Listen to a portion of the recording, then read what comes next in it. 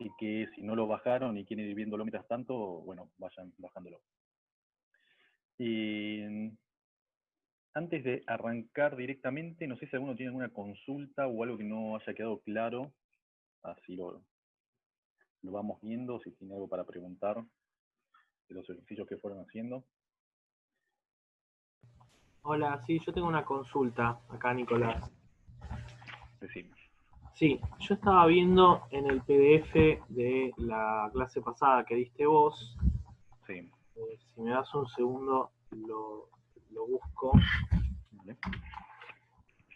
En el ejercicio, cuando vos hacías lo de la energía del uranio, Sí. en un momento vos pusiste cuando vos despejabas todo, te quedaban sumadas solo las deltas del uranio, de los dos isótopos y de un neutrón, que es la que vos habías puesto delta 1,0.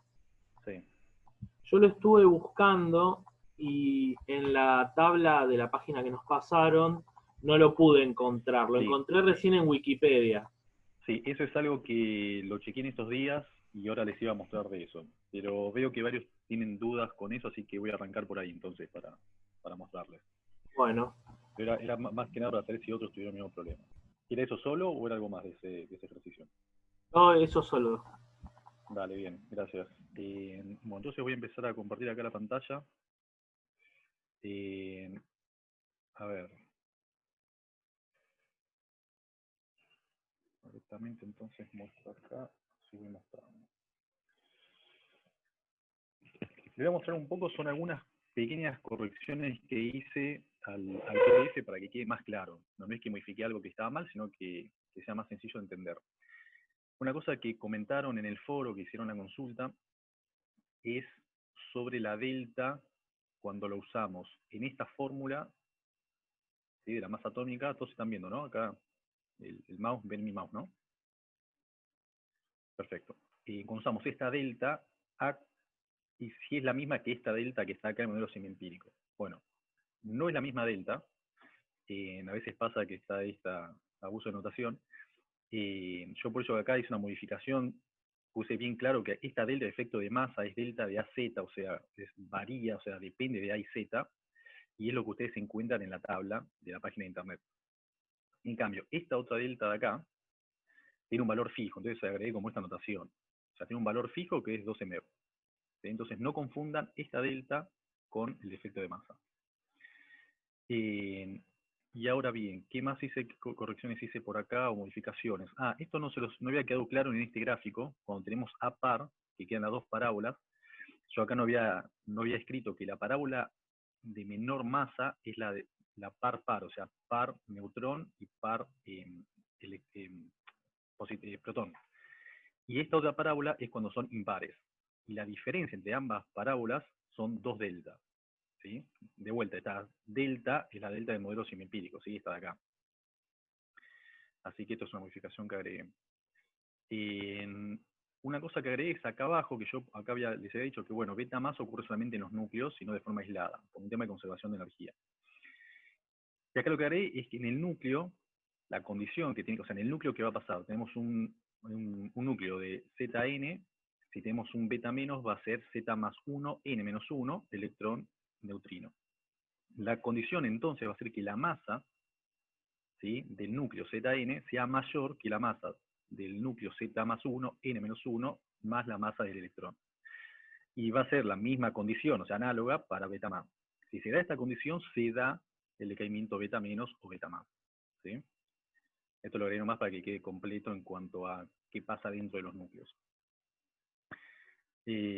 ¿Algo más que quería comentar por acá? Claro, acá lo que me decían recién es de dónde sale este valor del delta. Y eso yo lo había visto, a ver si me viene acá a la página. Sí, que si ustedes ponen acá y ponen el neutrón, esto me acuerdo que por lo menos hasta hace unos meses aparecía, pero a ver si por acá, no, esto sí, no, se resetea rápido. Y si uno pone neutrón, por ejemplo, sé que no le gusta que ponga solamente N. Bueno, acá no No sé por qué cuando es neutrón no aparece. Eso antes solía aparecer. Lo que vi que pueden hacer cuando les aparece un caso de ese estilo, acá pone neutrón, no les aparece nada de información. Lo que pueden hacer es ponen acá arriba, ¿sí? Wallet chart, y ahí arriba ponen directamente, pueden poner N, y ahí les aparece toda la información del neutrón, ¿sí? Y acá les aparece el delta. ¿Sí? Decae 100% por beta menos, el de un medio, ¿sí? O sea, fíjense, si alguna les aparece algo medio raro en la tabla, bueno, pueden buscarlo directamente acá y les aparece todo esto.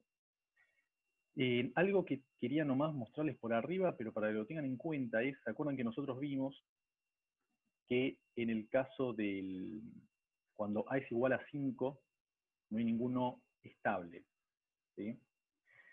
¿Alguno sabe por qué en principio esto es así? Con lo que ya vieron en la teórica, lo que vimos nosotros la clase pasada, ¿tienen alguna idea de por qué pasa esto de que con A igual a 5 no hay ninguno estable? Porque a ver, si hay este núcleo, el 5H, va a decaer, ¿sí? Por beta, va a tender a decaer hacia allá. Y 5, acá el berilio 5 va a decaer al litio. Ahora, ¿por qué ninguno de estos es estable? ¿Alguno tiene alguna idea de por qué? Bueno, veo que nadie por lo menos quiere decir nada. En principio, el motivo es que el helio 4 es muy estable. Si ustedes se fijan en los números mágicos, tanto de protón como de neutrón, tiene números mágicos de neutrón y protón, con lo cual es doblemente estable en ese sentido. Entonces eso lo pueden ver viendo acá, Q alfa. Si ustedes se fijan en Q alfa, le va a decir cuál es la energía que se necesita o que libera si se emite un alfa, y van a ver que por lo menos de esta zona, los únicos que tienen un valor de Q alfa positivo es el 5 litio, el 5 helio y el 8 berilio. Estos son los únicos 3 núcleos que les conviene liberar una partícula alfa. ¿Sí? Después los otros núcleos no les conviene energéticamente hacer eso. Entonces, en este caso, y también con A igual a 8, no hay ninguno estable porque les conviene liberar un alfa. ¿Sí? Son los únicos casos donde pasa eso. Así que bueno, tengan para que lo analicen un poco.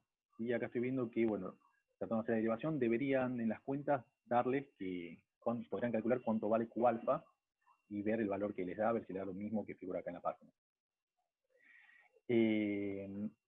Una cosa que quería comentarles, que también está acá, es que, por ejemplo, si ustedes buscan algún núcleo que se suele usar en alguno de los lagos, no me acuerdo bien qué lago era, que una vez se veía, el lago 4 era, que se veía que había una práctica nuclear.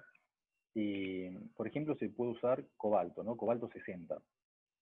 Ahora, si bien acá tienen información, ustedes también pueden ver acá toda la información de los requerimientos radiactivos. Entonces acá ustedes pueden ver, y acá cita a los autores de los trabajos y demás, con todos los decaimientos que hay, emisiones de fotones y todo eso. Entonces pueden ver también esquemas. Pueden ver que no hay uno solo, sino que hay varios, o sea que alguno va a ser más completo que otro, o va a cubrir diferentes zonas. Entonces, por ejemplo, acá les muestra cómo un estado excitado, por ejemplo, el cobalto decae al fundamental, este no es muy completo, acá ya hay uno más completo. Y acá ven cómo el cobalto decae por beta menos al níquel, pero no decae directamente al fundamental, sino que va a decaer en un estado excitado o no, y acá les dice cuál es la intensidad con la que va a decaer en cada estado.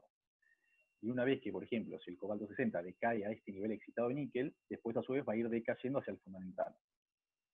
Entonces acá pueden ir calculando cuál es la energía, ¿sí?, de los gamma que van a salir en ese decaimiento. Entonces acá, bueno, esto se usa mucho, esta información, cuando uno está haciendo cosas de radiación, ¿sí? Y creo que este es el otro que también, creo que este es el más completo que hay. Entonces, con estos gráficos, uno puede justamente ver qué pasa con los núcleos, ¿sí?, que van decayendo y cómo decaen, qué gamma se emiten. Así que tengan en cuenta también eso. Si bien no hay ejercicios en la guía sobre esto, tranquilamente el nuclear es algo que se suele usar como para también tomar como ejercicio. Y acá les voy a poner en el chat, no quiero perder mucho tiempo en esto, pero sí les voy a poner otras páginas donde también hay un montón de información de núcleos, por si alguno está interesado y demás. Así que les voy a ir copiando voy a ir copiando algunos links que les puede ser de utilidad, donde acá también pueden ver, por ejemplo, no sé, niveles excitados del cobalto 60, como ven, no hay solo lo que les mostré recién, sino que hay un montón medidos. El tema es que, obviamente, hay algunos que son principales y otros que son mucho menos probables. Entonces, fíjense la cantidad de niveles excitados que puede tener el cobalto 60 y los decaimientos que tiene. ¿Qué más quería mostrar desde acá? Bueno, esta es otra página que también van a encontrar un montón de información. Este creo que es el mismo, pero la parte principal.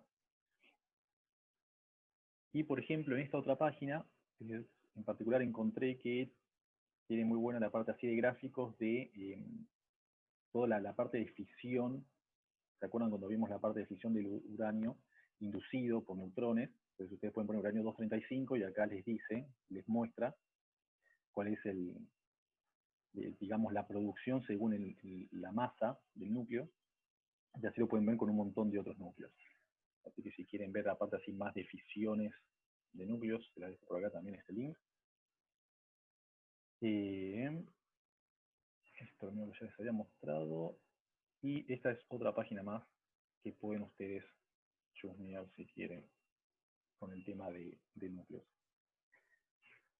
Bueno, en principio entonces lo que yo quería remarcarles era más allá de que sepan de que no solamente las transiciones son entre, que no son solamente entre diferentes núcleos, sino que en un mismo núcleo va decayendo a estados, un núcleo decae a otro de estados excitados, por ejemplo con el cobalto, y va decayendo hacia el fundamental del caso del níquel. Pero bueno, también quería dejarles en claro estas correcciones que hice en el PDF. ¿Sí? Así que tenía nomás una cosa. ¿No llegaron los links? Profe, creo que no están llegando los links al chat. Sí. No, sí. Ahora se los paso, sí. Ahora sí, ya vi lo que pasó.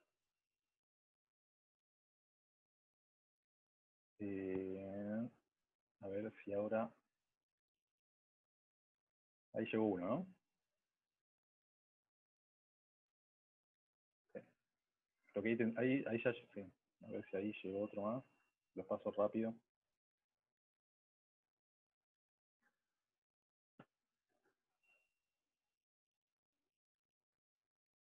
Y una cosa que sí quería que quede claro es lo siguiente. Cuando ustedes ven en la página que les estoy pasando, todos esos son los datos experimentales. ¿Sí? Por ejemplo, ustedes pueden venir acá, en esta parte, y ustedes ponen cuánto es la energía de enlace, de ligadura. ¿Sí? Y todos estos resultados, estos valores que tienen acá, son experimentales. Ahora, si ustedes quieren comparar, o por ejemplo, que pasó que consultaron en el foro, de hacer esta cuenta con las masas nucleares, pero usando el modelo semiempírico, les va a dar distinto. Porque el modelo semiempírico también es un modelo donde se fitea y se sacan los valores óptimos para el ajuste, pero no son para cada núcleos experimentales. Entonces, por ejemplo, lo que les va a pasar es que para el neutrón, el valor del modelo semiempírico es muy distinto del valor experimental. ¿Sí? Entonces ahí pueden tener una diferencia. Por ejemplo, acá, esto de acá les muestra cuál es la diferencia entre el valor experimental y el modelo semiempírico. Entonces acá ustedes van a poder ver dónde son las zonas donde hay más variación entre el modelo y los datos reales. Y en gran medida esto se explica, bueno, por un lado los que son de núcleos muy livianos tienen más diferencia, y después hay variación también donde están los núcleos con números mágicos. ¿Sí? Ustedes pues comparen con el código de colores y demás, y van a ver que donde coinciden los números mágicos es donde hay más variación. Pues justamente ahí ya no es tan fácil de describir, hay que tener en cuenta el modelo de capas. Bien. Bueno. ¿Alguna consulta entonces que haya quedado en nuclear?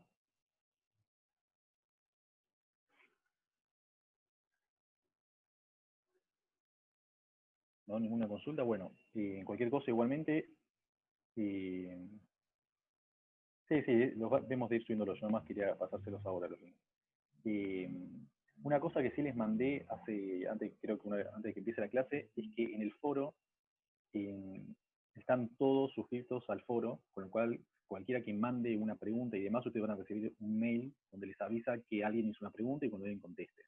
La idea de eso es que ustedes puedan ir viendo lo que está pasando, estén un poco más al tanto del foro y también se animen a hacer consultas. si no quieren recibir esos mails y demás, poder entrar al campus y ¿sí? Se desuscriben.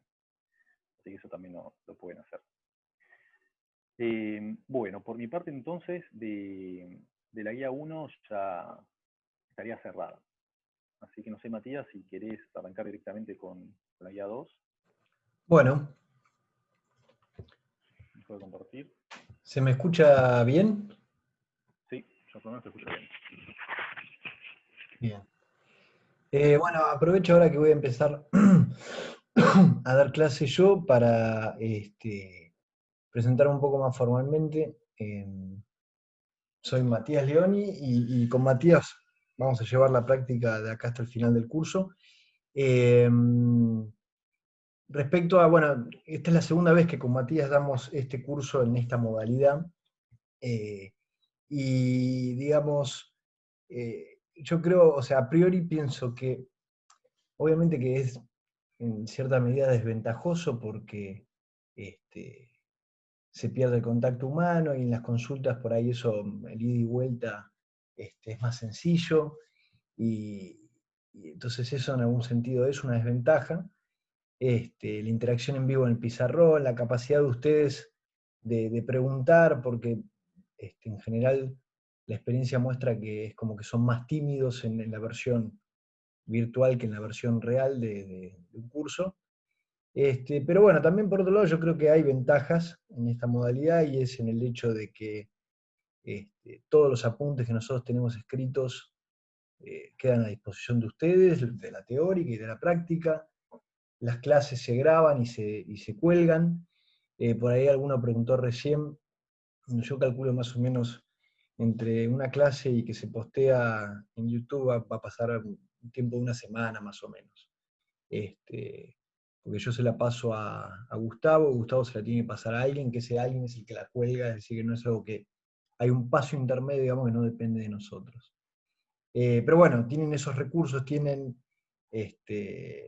vamos a tener obviamente clases de consulta, en algunos casos clases completas de consulta, en otros casos lo que sobre de la clase práctica de consulta.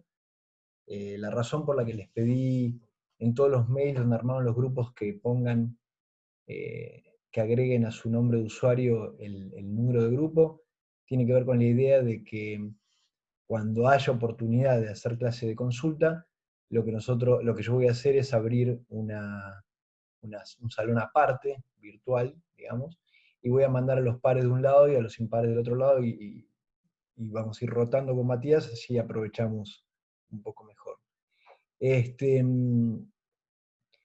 La idea, como les habíamos dicho antes, estos grupos también se forman para que ustedes vayan a hacer les vamos a pedir una entrega de ejercicios por cada guía. Un poco, eso va a ser, digamos, parte de la aprobación del curso, es entregar esos ejercicios, la otra parte va a ser un examen. La idea de pedirles ejercicios es un poco incentivarlos a que lleven al día la materia, y que de alguna manera puedan tener algo de interacción entre ustedes. En algunos casos la interacción hubiera sido más natural porque varios de ustedes ya serán amigos de antes o compañeros de estudio de antes. En otros casos por ahí hay gente que no conoce a nadie y eso le permite tener algo de interacción con otros estudiantes y poder, al interactuar también a veces con otros compañeros, aprende cosas y se saca dudas o tiene menos vergüenza por ahí de hacer preguntas. Hay veces que en clase uno no quiere hacer, qué sé yo. Pero bueno, o sea, pesa mucho, y especialmente, como les decía otra vez, pesa mucho que entreguen a tiempo. Es decir, se dice tal fecha se entrega y se entrega ese día. La materia, digamos, tiene momentos donde por ahí hay cosas que son técnicamente medio abrumadoras, porque por ahí es demasiada información nueva, pero yo creo que, digamos, si en una cursada razonable, si uno sigue las guías y lee un poco algún libro, como por ejemplo ¿cómo se llama este libro que usamos siempre? El Quartz and Leptons. Y obviamente está un poco en las teóricas, como que en general uno prueba. Y la cursada pasada, más o menos, el parámetro fue ese, yo creería. Todavía faltan las encuestas, pero creo que es un poco así.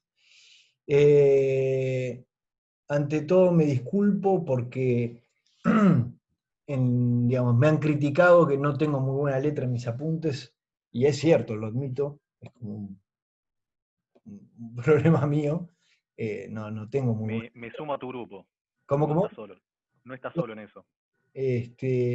Me pasó lo siguiente, cuando arrancó esto de dar las clases online, la cuarentena, bueno, obviamente armé todos estos apuntes que lo dimos el cuatrimestre pasado, y ahora antes de que arrancara las clases dije, bueno, voy a agarrar una clase arbitraria cualquiera de las que hice yo, y voy a tratar de pasarla como hace Gustavo, prolija,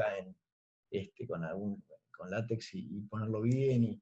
Y la verdad es que entre todas mis flechas, gráficos, ecuaciones, texto, etcétera, me llevaba tanto tiempo que me parece completamente irrealizable. Y admiro a Gustavo porque ella se hizo sus apuntes y los tiene como ya perfectos para cualquier vez que quiera dar el curso, y es espectacular, porque de hecho es mucho más cómodo para el alumno, porque está todo bien escrito, y a lo sumo si hay un error se va corrigiendo curso a curso.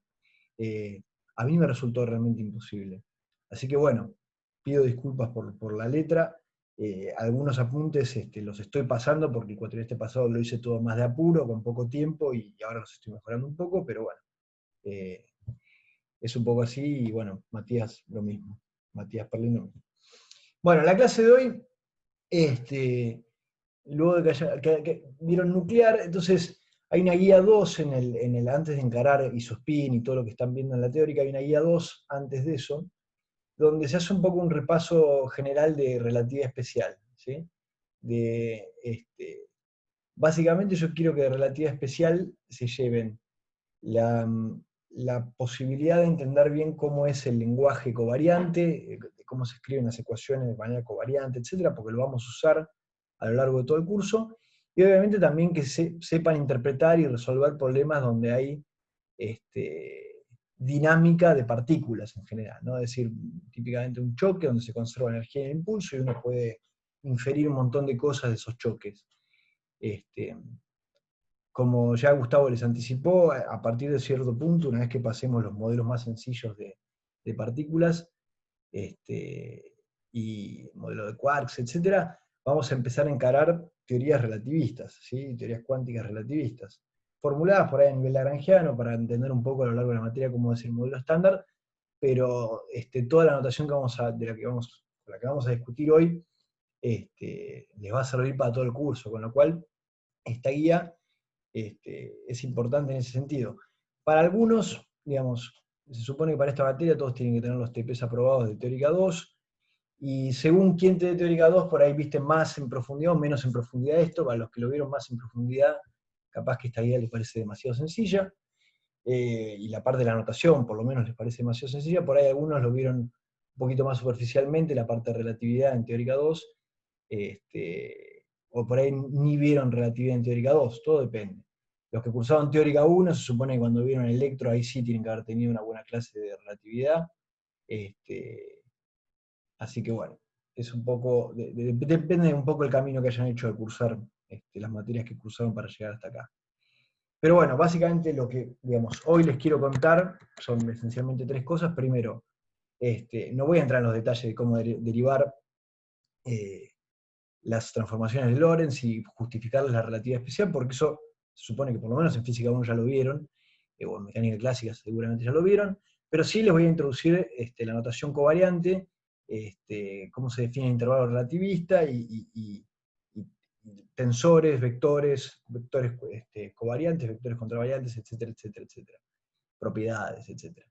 Después explicarles lo que es el cuadrimomento, definírselos, mostrarles cómo se define el caso masivo, cómo se define el caso no masivo, y después por último encarar un problema específico de choque, que está en la guía, escrito de otra manera, pero que está en la guía.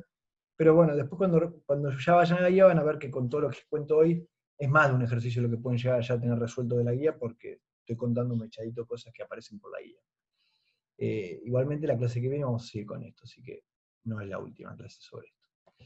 Pero bueno, esperen que corra un poquito acá, si yo veo bien. ¿Se ve bien lo que estoy compartiendo?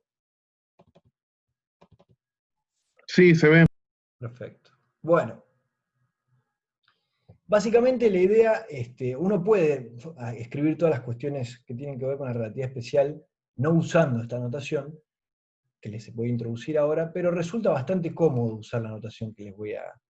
No es el apunte subido igual, ¿no? Sí, es el apunte que está subido. Lo subí hoy. Salvo que me haya equivocado, pero no, lo subí hoy. No sé, ahora me haces dudar. ¿Por qué me decís eso, Valeria? No sé, me parece. Yo fui a buscarlo en el campus porque me gusta tomar directamente apuntes sobre el PDF y me parece que no es el mismo. Me estás cargando. Puedo tomar apuntes normales igual, pero No, pero es que me parece más práctico el otro. lo mismo, salvo que yo me haya equivocado. A ver, guía 2, para que lo miro.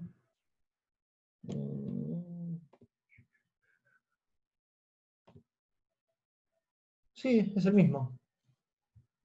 Lo acabo de descargar, ¿eh? Para chequear.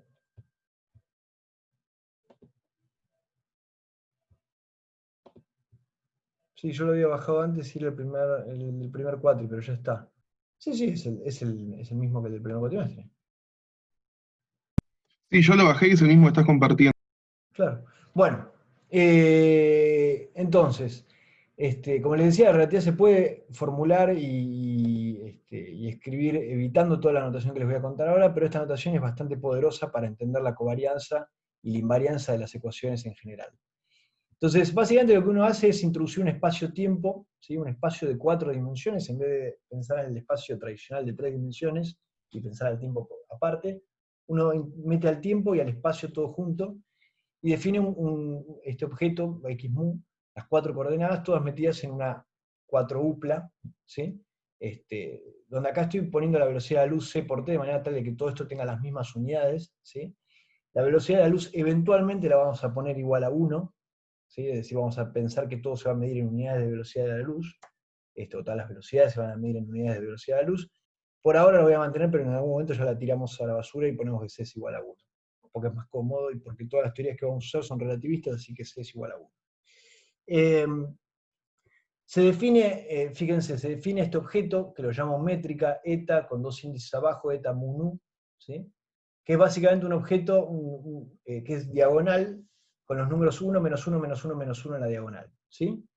Y entonces se lo llama intervalo relativista, ¿sí? De s cuadrado lo llamo, a c cuadrado de t cuadrado menos dx cuadrado, es decir, a la diferencia entre la coordenada, el diferencial de coordenada temporal y las coordenadas espaciales sumadas, los diferenciales de coordenadas espaciales sumadas al cuadrado, ¿sí?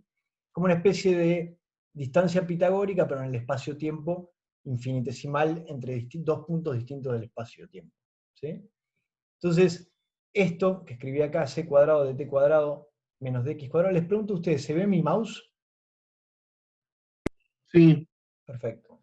Se escribe de manera compacta de esta forma, fíjense, como lo escribí acá, donde estoy contrayendo este objeto eta mu nu, que lo llamé métrica, con diferencial x mu, diferencial x nu, y donde está implícita en la notación que estoy sumando sobre los índices que están repetidos, mu y nu, ¿tá?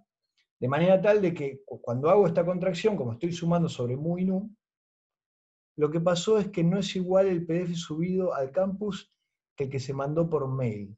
Bajen el que está en el campus. Lo agregué ahí para no interrumpirte, pero viste que vos avisás en la parte de avisos para que le llegue por mail a todos. Sí. Ahí adjuntaste otro PDF, pero el que subiste al campus es el que estás. Bueno, está listo. El que está ahí en el campo en PDF de la práctica es el correcto. O sea que todos tenían razón en lo que dijeron. Perdón. Los que lo vieron este y el que vieron el otro. Claro. Bueno, entonces, como acá está implícito una suma sobre mu y nu, acá en realidad estoy sumando 16 términos distintos, si lo quieren pensar de esa manera. Sin embargo, este eta mu nu es todo cero, excepto los elementos donde mu y nu son iguales, en la diagonal, donde vale 1 para la coordenada temporal y menos 1, menos 1, menos 1 para las coordenadas espaciales. De forma tal que si yo hago esta contracción explícitamente, me queda esto que definí acá. ¿Sí?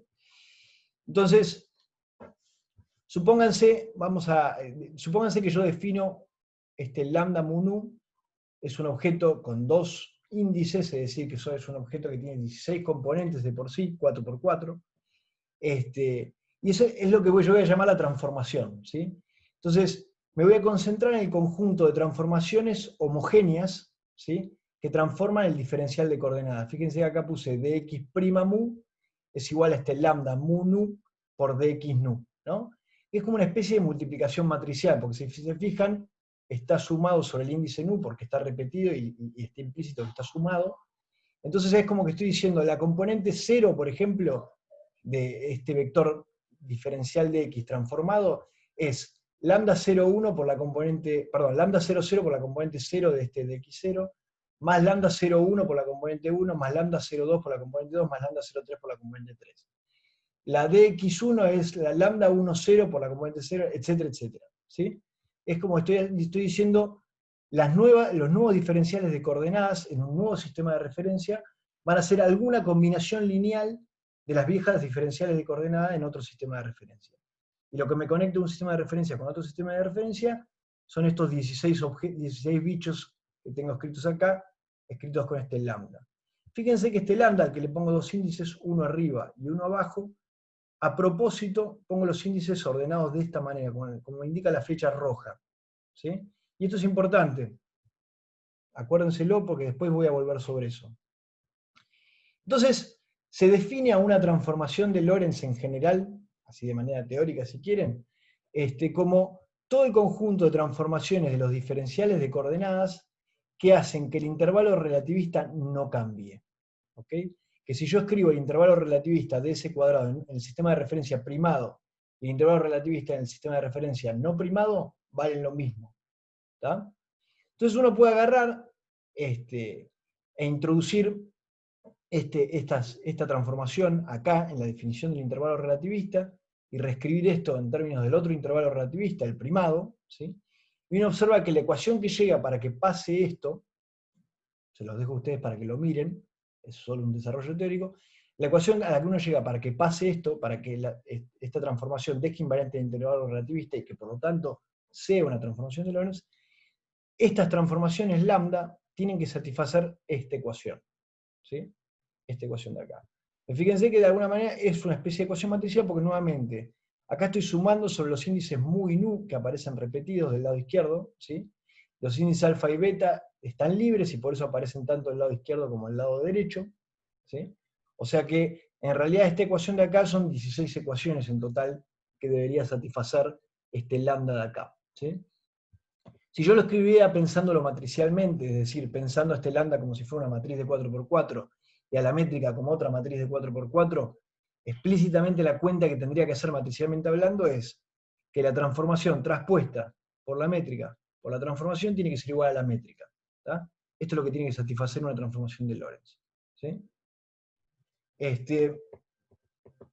No es difícil ver de esta condición matricial, ¿sí? Si ustedes le toman determinante a ambos lados esta ecuación, van a ver que el determinante de lambda puede valer 1 o puede valer menos 1, no puede valer ninguna otra cosa.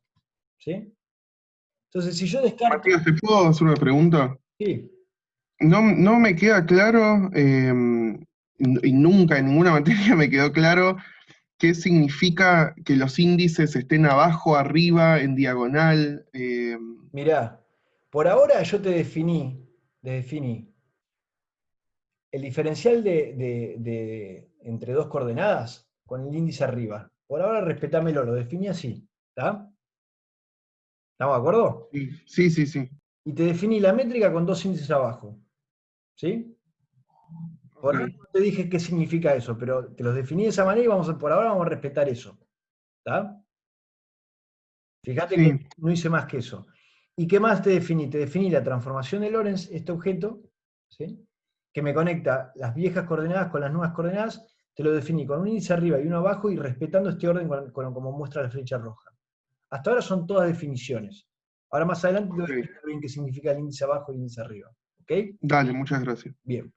Pero esta ecuación complicada con índice arriba, índice abajo, etc., si yo matricialmente la quisiera hacer explícitamente, es decir, quiero chequear estas 16 ecuaciones, pero lo quiero hacer usando técnicas que yo sé de álgebra, por ejemplo, bueno, agarro y en realidad tengo que hacer esta cuenta matricial, que es la transformación lambda como matriz traspuesta por la métrica, por la transformación, debería ser igual a la métrica para que esto sea una transformación de Lorentz. Es decir, para que esta transformación en el diferencial de coordenadas no me cambie el intervalo relativista. Entonces, como les decía, si uno toma determinante de esta ecuación matricial a la izquierda y a la derecha, uno puede ver fácilmente que el determinante de la matriz lambda tiene que valer 1 o menos 1. ¿Sí? Cuando el determinante vale menos 1, son transformaciones que tienen que ver con paridad, inversión temporal, transformaciones discretas que por ahora no las voy a pensar. ¿Sí? Si yo solo me quedo con las transformaciones que tienen determinante más 1, determinante positivo, ¿sí? Es posible probar, no se lo voy a demostrar yo, que se pueden conocer todas las matrices lambda que satisfacen esta ecuación. ¿tá? Y que en definitiva, si se las quiero explicar físicamente cuáles son todas esas transformaciones, son todas las rotaciones ordinarias del espacio y todos los boosts. Acá lo escribí, me faltó una O. Los boosts. Con boost me estoy refiriendo a las transformaciones de Lorentz, las que uno llama de Lorentz, las transformaciones que me van entre un sistema de referencia y otro sistema de referencia que se mueve a una velocidad respecto al primero. ¿tá? Entonces, en definitiva, es razonable pensar que está bien definir transformaciones de Lorentz como aquellas que dejan invariante al intervalo relativista, porque justamente son el tipo de transformaciones con las continuas de simetría que uno espera que haya en el espacio-tiempo. Las rotaciones, son las rotaciones comunes y corrientes que ustedes vieron en mecánica clásica, en mecánica cuántica, etc. Y lo que uno llama bus, que son las transformaciones entre sistemas de referencia que se mueven uno respecto al otro. ¿tá? Entonces, ejemplo, vamos a poner un ejemplo sencillo, el bus más sencillo del mundo, que es el que vieron en física 1, que es cuando tengo lo que yo llamaría un boost en X, esto es, un sistema de referencia nuevo que se mueve a una velocidad v corta respecto al sistema de referencia viejo. ¿tá? Entonces, ese boost que me mezcla la coordenada temporal y la coordenada X, ¿sí? me deja fijas a la coordenada Y y a la coordenada Z, por eso acá en esta matriz puse 1 y 1, y me mezcla las coordenadas C por T y a la coordenada X. ¿sí? Como, bueno, es el típico boost, ustedes ya lo vieron.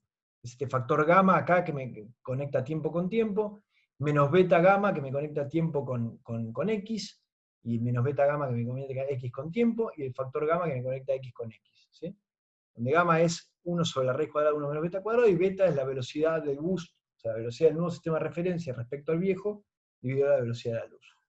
Este es el bus canónico, si ustedes quieren, el primero que vieron en física 1.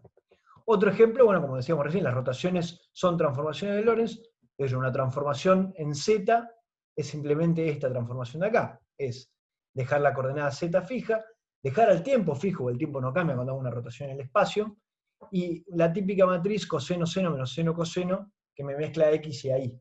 ¿tá? Esa es la típica rotación. Ustedes pueden chequear que tanto esta rotación como este boost, si ustedes hacen la transformación traspuesta por la métrica, por la transformación, te da la métrica. ¿tá? Donde la métrica, nuevamente, es algo diagonal, 1 menos 1 menos 1 menos 1. ¿sí? En algunos otros libros o convenciones se toma la métrica como menos 1, 1, 1, 1, 1. Nosotros por ahora vamos a trabajar en esta materia con la convención 1 menos 1 menos 1 menos 1. Fíjense que si ustedes se olvidan de la parte, en esta discusión, si ustedes se olvidan de la parte de lo que tiene que ver con el tiempo, y solo se enfocan en el espacio, ¿sí? Supónganse que por un segundo tacho esto de acá, el C por el T cuadrado, estoy diciendo que estoy mirando las transformaciones que dejan invariantes la suma de las distancias infinitesimales al cuadrado en el espacio. Entonces ahí me quedan nada más como transformaciones posibles las rotaciones, y es razonable, ¿no? Porque las rotaciones me dicen que la distancia entre dos puntos en cualquier sistema de referencia, independiente de cómo rota el sistema de referencia, son invariantes. ¿tá? Pero ahora le agregamos este condimento extra, que es el tiempo. Al agregar el tiempo, además de la rotación, tengo que poner lo que uno llama los boosts, ¿okay? que son las transformaciones entre sistemas de referencia que se mueven a velocidades distintas. Entonces, ahora sí, yendo a la pregunta de ¿quién fue? ¿Martín Bálsamo? No. Sí. Que era arriba y que era abajo. Bueno. Yo hasta ahora te definí un objeto, así un objeto que por definición tenía el índice arriba, que era el diferencial de coordenadas, ¿no es cierto? Entonces, yo voy a definir ahora, como regla general, voy a decir, un vector contravariante es un vector que transforma igual que como transforma el diferencial de coordenadas. ¿tá? Es decir, aquel vector, aquel cuadrivector, que ante una transformación de Lorentz transforma homogéneamente con este objeto de acá que me mezcla las componentes, al igual que como transforma el diferencial de coordenadas. Entonces a todos los objetos que transformen igual al diferencial de coordenadas, que los voy a llamar vectores contravariantes, les voy a poner un índice arriba. ¿Tá? Arriba. ¿Ok?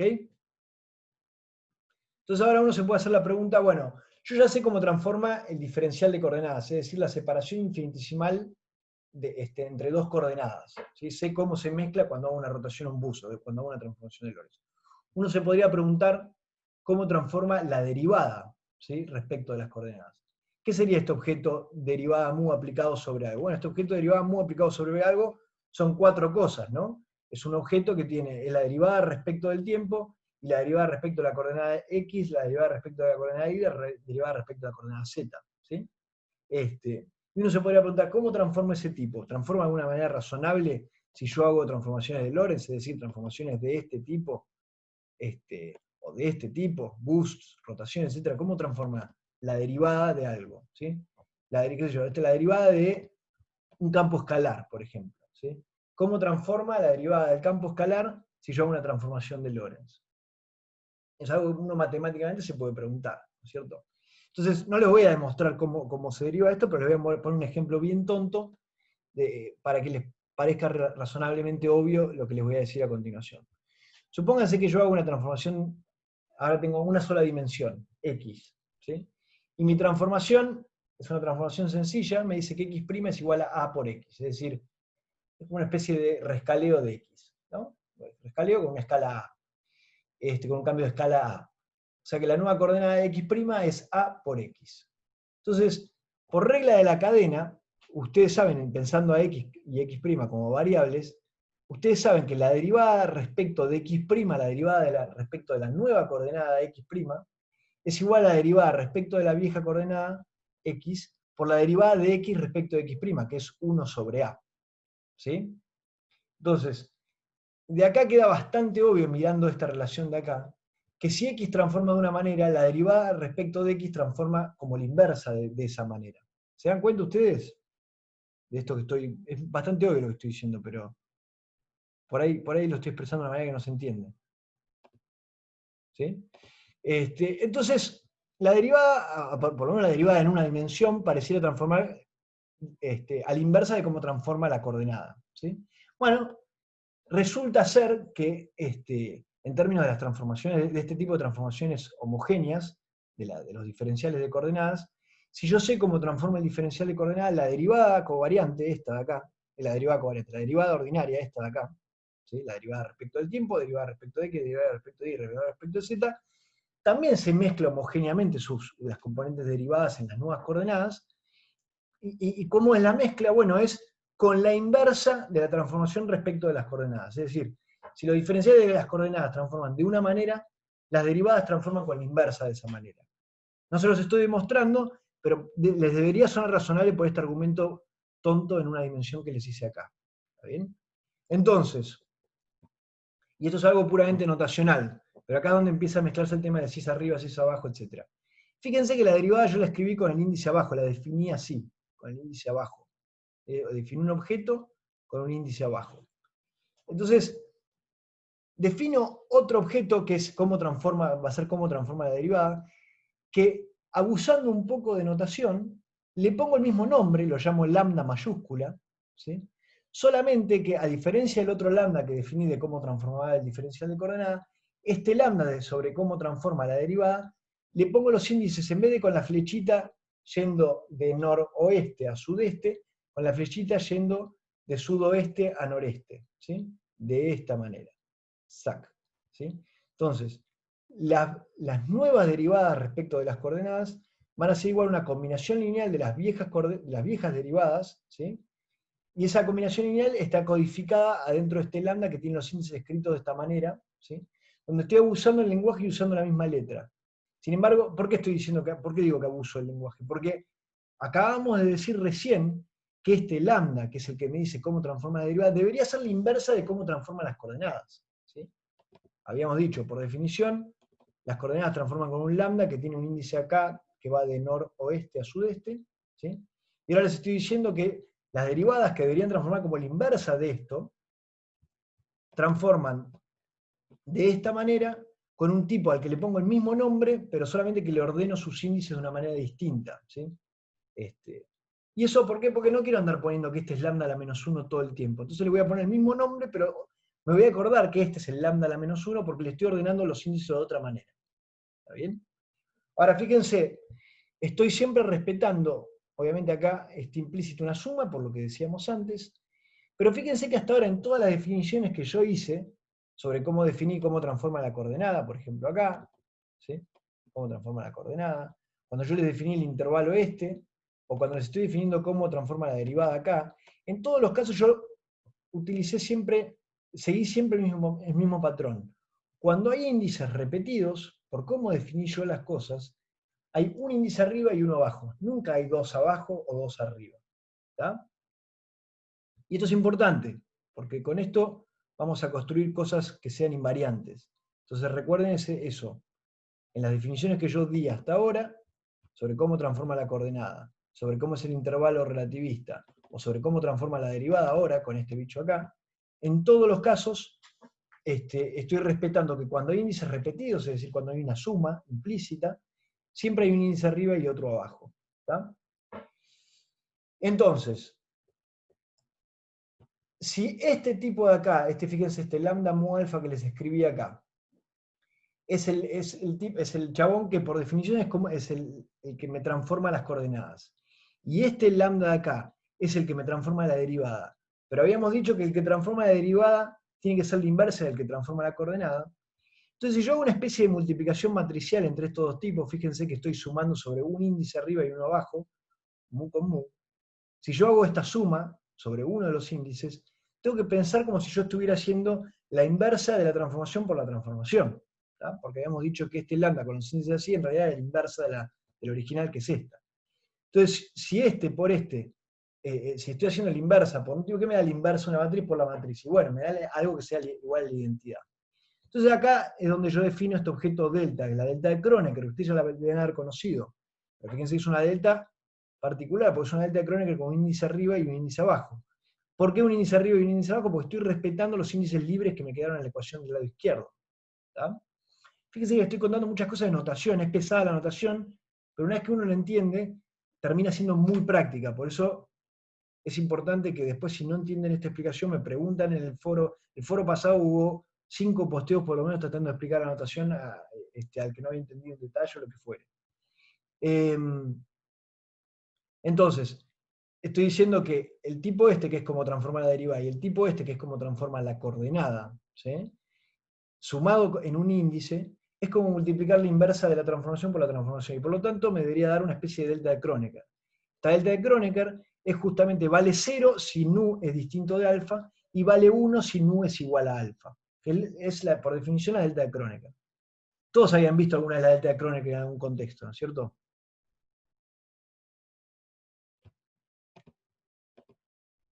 Sí, supongo que mayoritariamente sí. Bien.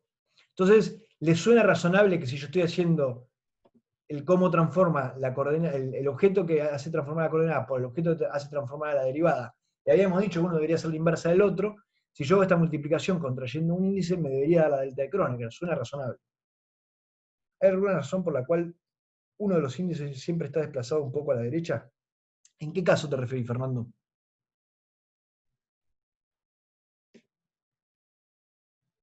En todo. Bueno, en el caso de los lambdas estos, sí, es importante. Para diferenciar este lambda, que es el de cómo transforma la coordenada, como te dije, estoy ordenando los índices de noroeste a sudeste, así que claramente uno está más a la derecha del otro, el alfa está más a la derecha, el mu está más a la izquierda. En este caso, que es este bicho de acá, es el que cómo transforma la derivada, es el que me dice cómo transforma la derivada, estoy definiéndolo con índices ordenados de sudoeste a noreste, y por lo tanto, claro, el mu está un poco más a la izquierda que el nu. Por eso digo noreste-sudeste. En el caso de la delta de Kronecker es irrelevante, los podría poner alineados a la misma altura y no pasa nada porque no me está diciendo nada esta distinción acá. ¿Está? Bien, entonces fíjense que, bueno, esta ecuación es análoga a la anterior, solamente que estoy sumando sobre el otro índice, ¿sí? Pero si lo quieren pensar matricialmente, En un caso estoy haciendo la inversa por la transformación inversa por la transformación, y en otro caso estoy haciendo la transformación por la transformación inversa. ¿Tá? Y es exactamente lo mismo. Eso me debería seguir dando la delta de Kronecker de los índices libres que tengo del lado izquierdo. Mu y beta, mu y beta. En este caso, nu y alfa son los índices libres, acá me queda la delta de Kronecker de nu y alfa. Bien. Entonces, así como yo definí en términos generales, ¿sí?, que un vector contravariante, acá arriba, era cualquier objeto, cualquier tira de 4 números, ¿sí?, que transformaba ante una transformación de Lorentz igual que como transforman las coordenadas, y a ese bicho le ponía un índice arriba, puede definir un vector covariante a cualquier objeto que ante una transformación de Lorentz transforma igual que la derivada, no que la coordenada. ¿Tá? Y entonces a ese objeto le voy a poner el índice abajo. ¿Tá? Entonces tengo como dos mundos. Tengo el mundo de los vectores, de los cuadrivectores contravariantes y de los cuadrivectores covariantes. ¿Cuál es la diferencia? Los cuadrivectores contravariantes transforman igual que la coordenada. Los cuadrivectores covariantes transforman igual que la derivada, que es a la inversa de cómo transforman los objetos que transforman como transforman las coordenadas. ¿Se entiende? Perdón, yo no lo entiendo. O sea, lo que no entiendo, o sea, entiendo lo que estás explicando hasta ahora, pero no me puedo imaginar a futuro, digamos, es como que todo esto está construido para que funcione de esta forma. Digo, si yo tengo algo que no sé si es covariante o contravariante, en cómo sé contra qué transformada le tengo que poner, dónde tengo que poner los índices, no sabría ni escribir la ecuación que tendría que cumplir, porque parecería como que a priori tenés que saber si es covariante o contravariante para saber cómo escribirlo, para saber cómo es. Cualquier objeto físico que vos después definas, ¿sí?, que podría llegar a ser el cuadrimomento, que podría llegar a ser digamos, el campo de Maxwell, que podría ser, no sé, vos tendrías que poder explicarme si es un vector contravariante o un vector covariante. Por ejemplo, en un rato más adelante vamos a definir el cuadrimomento y ahí vas a ver por qué explícitamente el cuadrimomento es un vector contravariante, por decirte un ejemplo. Pero lo vas a ver. ¿Tá? Pero ¿por qué tengo que hacer esta distinción? Ahora van a ver exactamente bien por qué, pero fíjense que hay una cosa que es muy importante y es el hecho de que mi métrica, a diferencia de la métrica del espacio ordinario, ¿sí?, donde las distancias se miden haciendo Pitágoras común y corriente y todas las coordenadas tienen el mismo rol, ¿sí?, mi espacio es medio raro porque es un Pitágoras con un signo para el espacio y un Pitágoras con un signo para el tiempo distinto. ¿Tá? Entonces, cuando vos estás en el espacio ordinario y querés definir cosas invariantes, normalmente no tomás un producto escalar. ¿Sí? Agarrás un vector y otro vector, haces el producto escalar entre ellos y eso te da algo que es invariante entre las rotaciones. El producto escalar es invariante entre las rotaciones. Ahora, en este caso de acá, cuando yo tengo este tipo de espacio-tiempo y yo quiero agarrar un cuadrivector y otro cuadrivector, el producto escalar que tengo que hacer entre ellos para que me quede algo invariante no es tan obvio. Por eso necesito definir objetos que son contravariantes y objetos que son covariantes. Ahora lo vas a ver. Pero antes de explicar cómo definir cosas invariantes, etc., déjenme definir un poquito más lo que serían los tensores. Así como yo definí un vector contravariante como aquel objeto que transforma igual que las coordenadas, ¿sí?, y que le pongo un índice arriba, y definí un vector covariante que transforma igual que las derivadas y que le pongo un índice abajo, ¿sí?, puedo definir tensores con índices arriba, abajo o mixtos. Por ejemplo, puedo definir lo que llamaría un tensor 2,0, ¿sí?, que es este objeto de acá, un T-mu-nu, póngale. T-mu-nu va a ser un objeto con dos índices arriba, un tensor 2,0 va a ser un objeto con dos índices arriba, que transforma como si fuera el producto de dos vectores contravariantes. ¿Tá? Entonces fíjense que me tengo que comer un índice con una transformación de cómo transforman las coordenadas, y me tengo que comer el otro índice beta con otra de las transformaciones de cómo transforman las coordenadas. ¿Tá? Y esto va a ser un tensor 2,0. Por ejemplo, puedo definir el tensor de energía-impulso del campo de Maxwell, puedo definir, qué sé yo, bueno, un montón de objetos que podría definir usando con este tipo de regla de transformación. ¿Sí? Puedo definir también un tensor 0,2. ¿Sí? Es un objeto con dos índices abajo en vez de dos índices arriba, que transforma como si fuera el producto de dos derivadas. ¿Tá? Por eso transforma con dos de estos bichos que llevan los índices que van de sudoeste a noreste, sudoeste a noreste, donde me como un índice del objeto original con uno de estos objetos, con una de estas transformaciones, y me como el otro índice con la otra de las transformaciones. ¿Sí? O podría definir un objeto, un tensor mixto, un tensor 1,1, que es un objeto que tiene un índice arriba y uno abajo. ¿Y cómo transforma? Y bueno, transforma con una de las transformaciones de cómo transforman las coordenadas y una de las transformaciones de cómo transforman las derivadas. ¿Está? Y obviamente no sigo acá la lista, pero está claro que puedo definir infinitos, o sea, tantos tensores como yo quiera, con n índices arriba, m índices abajo, que van a transformar como producto de n vectores contravariantes y n vectores covariantes. ¿Está? O sea, digo, así sucesivamente, por decirlo de otra manera. Ahora, fíjense, algo que no se los voy a demostrar, pero esto se lo dejo a ustedes para demostrarlo y es fácil demostrarlo. Supónganse que AMU es un vector contravariante, ¿no? Es un objeto justamente que tiene un índice arriba y como es un vector contravariante yo sé cómo transforma igual que las coordenadas. Uno podría agarrar y definir un objeto que es agarrar la métrica, que tiene dos índices abajo, y contraerla con este objeto contravariante. ¿Tá? Fíjense que estoy sumando sobre uno de los índices y me quedó un índice libre, este tipo de acá. Entonces uno puede chequear que esto que yo definí así, ¿sí?, es un vector covariante. ¿Qué quiere decir? Que si yo miro cómo transforma esta contracción de acá, transforma igual que la derivada en vez de transformar igual que la coordenada. ¿Tá? Entonces uno agarra y por definición dice, bueno, si este tipo de acá, bajando, contrayéndolo con la métrica de esta manera, y que me quedó un índice libre abajo, es un vector covariante, entonces yo voy a definir, ¿sí?, con el mismo símbolo A, por ejemplo en este caso, pero poniéndole un índice abajo, voy a decir que este A con el índice abajo es contraer con la métrica al objeto que venía con el índice arriba, que era un vector contravariante. ¿Tá? Entonces, les dejo a ustedes demostrar, pero que esta contracción, a partir del vector contravariante, es un vector covariante y que por lo tanto me es conveniente definir, si yo ya conozco un vector contravariante, defino un vector covariante asociado a él, donde le pongo el mismo nombre, pero le pongo el índice abajo, y que por definición es contraer con la métrica a ese vector contravariante. ¿Sí?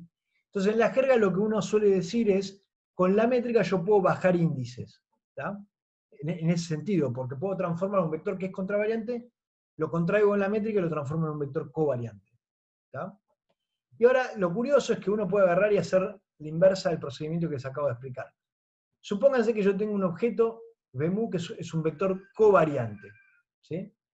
Entonces agarro y me defino una especie de métrica, pero con los índices arriba. Hasta ahora mi métrica era con los índices abajo. ¿Qué es la métrica con los índices arriba? Lo voy a pensar como la inversa de la métrica. ¿Sí? ¿Cuál es la inversa de una matriz que es 1 menos 1 menos 1 menos 1 menos 1? Numéricamente hablando, ¿cuál es la inversa de la matriz 1 menos 1 menos 1 menos 1 en la diagonal? Ella misma. Ella misma, es 1 menos 1 menos 1. O sea que este tipo acá, que es la inversa de la métrica, en realidad numéricamente es igual a la métrica. ¿Tá? Tiene las mismas componentes. Solo que a mí me es conveniente pensarla como la inversa de la métrica, aunque sea igual a la métrica. ¿Tá? Pero es fácil mostrar que si este objeto BMU es un vector covariante, es decir, un tipo que transforma igual que transforman las derivadas, entonces la contracción de la métrica inversa por este objeto pasa a ser un vector contravariante. Y por lo tanto, me es conveniente definir un vector contravariante asociado a este vector covariante simplemente contrayendo al vector covariante por la métrica inversa. ¿Tá? Entonces, en la jerga lo que uno dice es, con la métrica inversa yo puedo subir índices y con la métrica yo puedo bajar índices. ¿Tá? Entonces, cualquier cosa que ustedes definan, que ustedes conozcan su naturaleza, digo, esto es un vector contravariante, entonces yo puedo definir un vector covariante con la métrica. Y si conocen un vector covariante, pueden definirse un vector contravariante con la métrica. ¿Está bien? Acá simplemente anoto lo que les acaba de comentar. Eta mu nu es la inversa de la métrica, pero que numéricamente es igual, es la diagonal 1 menos 1 menos 1 menos 1. Cuando digo inversa de la métrica, fíjense que estoy diciendo básicamente que si hago la contracción entre la inversa de la métrica y la métrica, sumando sobre un índice, esto me da la delta de Kronecker, que es la definición de que esto por esto es igual a la identidad. ¿Tá? Pero pensado matricialmente. Entonces, supónganse que ustedes conocen un vector contravariante, yendo a la pregunta de Martín. Yo te digo, este tipo es un vector contravariante, transforma igual que las coordenadas. Y este B en realidad es un vector covariante, transforma igual que las derivadas. Suponete que eso es dato. ¿Sí? Entonces uno podría decir, bueno, qué lindo, agarro y me construyo esta contracción, donde fíjense que nuevamente estoy respetando que contraigo un índice arriba y uno abajo. ¿Sí? No es difícil, es fácil mostrar, se lo dejo a ustedes, todo esto se lo dejo, todas estas propiedades se lo dejo a ustedes como ejercicio para mostrar, pero es fácil mostrar que esta contracción, fíjense que no me quedó ningún índice libre, esta contracción es un escalar, es decir, no transforma ante una transformación de Lorentz, ¿sí? Así como algo transforma, como esto transforma con las coordenadas, esto transforma con la derivada, esta contracción no transforma, ¿tá? O sea que si esta contracción, fíjense que este es un objeto con 4 numeritos, este es otro objeto con 4 numeritos, si yo hago esta contracción y vale 18 en un sistema de referencia, va a valer 18 en cualquier sistema de referencia. 18 por decir pi al cuadrado, ¿no? Por decir un número cualquiera. ¿Está? Entonces, propiedad, también, que se sigue si quieren un poco de esto que acabo de decir de acá. Lo digo muy genéricamente, pero ahora les pongo un ejemplo para que se entienda. Cualquier contracción de índices de una ecuación tensorial reduce el carácter tensorial de la ecuación. ¿Sí? ¿A qué me refiero con eso? Por ejemplo, este objeto de acá, f mu nu, yo lo escribo así, f mu nu con los dos índices arriba. Digamos, yo lo escribo así, me permito a mí escribir este objeto f mu nu con los dos índices de arriba, porque yo sé que transforma como un 2,0 tensor. Un 2,0 tensor. Y este objeto acá, g nu rho, me permito escribirlo de esta manera, con dos índices abajo, porque yo sé que es un objeto físico, lo que fuere, que transforma como un 0,2 tensor. ¿Tá? Es decir, este transforma como el producto de dos objetos que transformaría el producto de dos cosas que transforman como las coordenadas, y este transforma como el producto de dos cosas que transforman las derivadas. Entonces, yo sé que este es un 2,0 tensor, sé que este es un 0,2 tensor. Y ahora fíjense que acá estoy escribiendo una ecuación donde yo digo, me interesa saber qué pasa cuando yo contraigo este índice de este objeto con este índice de este objeto. Es decir, estoy reduciendo un poco el carácter tensorial de este tipo, porque ¿qué índices me quedaron libres? Me quedó libre un índice mu arriba y un índice rho abajo. ¿Sí? Entonces uno se podría preguntar, bueno, tensorialmente hablando, este tipo, ¿cómo transforma esta contracción que yo me mandé acá? Y bueno, como me quedó un índice libre arriba y un índice libre abajo, esto es un tensor 1,1. ¿Tá? Entonces a eso me refiero cuando digo que cualquier contracción que yo haga en una ecuación tensorial, me reduce el carácter tensorial a lo que me queda implícito cuando yo miro qué índices me quedaron libres no contraídos. ¿Tá? Me quedó libre un índice arriba y uno abajo, entonces es un tensor 1,1. ¿Está bien? Cuando yo miro acá, por ejemplo, el producto a mu b mu, ¿cuántos índices me quedaron libres? Ninguno. Ninguno, entonces es un escalar. Leo la naturaleza tensorial de esa ecuación simplemente viendo eso. Digo, tengo objetos que son todos covariantes. Son covariantes, contravariantes, lo que fuere, pero son todos objetos que transforman de manera homogénea en transformaciones de Lorentz, cuya naturaleza sobre cómo transforma me la dice si tiene índices arriba, abajo, donde fuere. Y me fijo simplemente en esa ecuación, qué índices me quedaron libres, y eso me da la naturaleza tensorial del objeto. En particular este no tiene ninguno, y por eso es un escalar. ¿Tá? Ahora fíjense, nosotros habíamos visto que si yo conocía un objeto, un tipo, por ejemplo, un vector covariante, me podía construir uno contravariante usando la métrica, subiendo índices con la métrica, o al revés, ¿no? Si conocía uno covariante, puedo construir contravariante, y si conocía contravariante, puedo construir uno covariante.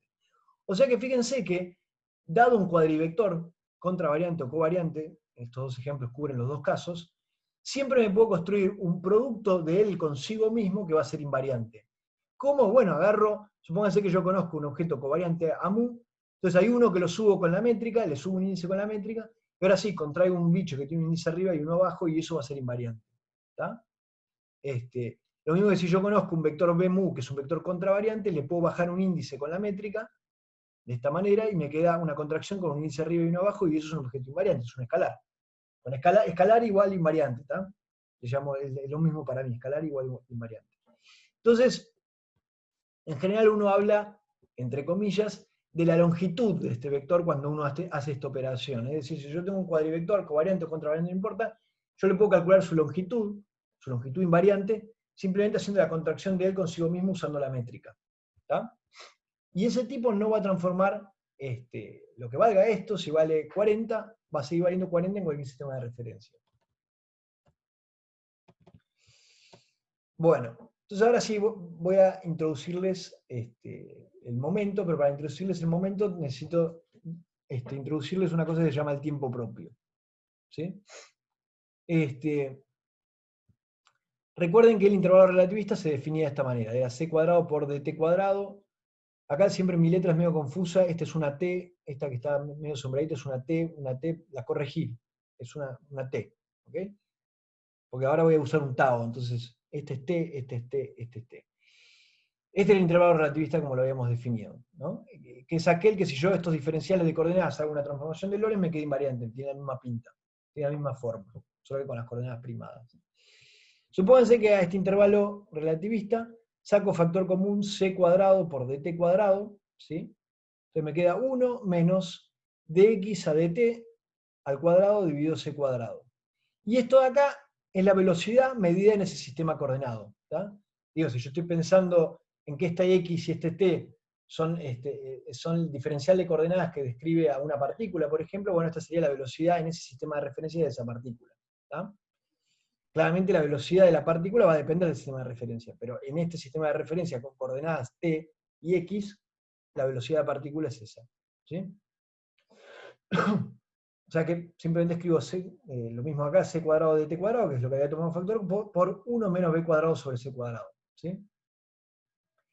Entonces, supóngase que defino tiempo propio, ¿sí? Como el tiempo propio, d tau al cuadrado, es esencialmente igual al intervalo relativista menos de la constante c. O sea, me estoy sacando encima esta constante c que tengo acá. Y así defino el intervalo relativista.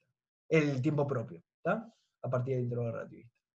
Entonces, de acá vemos que, de mirar esta ecuación y de mirar esta definición del tiempo propio, vemos que la derivada del tiempo coordenado respecto de eso que yo definí como tiempo propio es igual a gamma de la velocidad, donde gamma es 1 sobre la raíz cuadrada de 1 menos b cuadrado sobre c cuadrado. ¿Se entiende de dónde saqué este despeje? Igualé esto a esto y despejé dt a d tau, que es la derivada del tiempo coordenado respecto del tiempo propio, según cómo lo definí.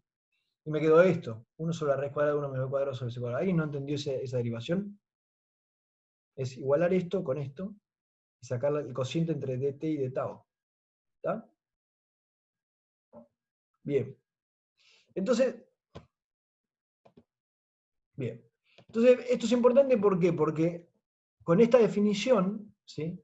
Fíjense, el tiempo, dt, no es un invariante relativista. ¿Sí? El tiempo va a variar entre sistemas de referencia y el diferencial de tiempo va a variar entre sistemas de referencia. Y se me va a mezclar con las coordenadas, etc. Sin embargo, d tau, como es proporcional a menos de una constante universal, que es la velocidad de luz, es proporcional al intervalo relativista, que es invariante, entonces este tiempo, lo que yo llamo tiempo propio, va a ser un invariante. ¿Tá?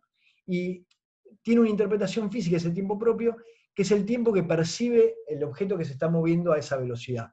¿Tá? Si alguien se parara en un sistema de referencia solidario al que se está moviendo a esa velocidad. Pero bueno, después vemos esa interpretación. Entonces, al tener este tiempo propio definido de esta manera, ¿sí? O sea, tengo definido la derivada del tiempo coordenado respecto al tiempo propio, pero ahora van a ver por qué me sirve eso. Pero entienden bien de dónde viene el tiempo propio, es algo que es invariante. Entonces uno define, para una partícula masiva, define el cuadrimomento, ¿sí?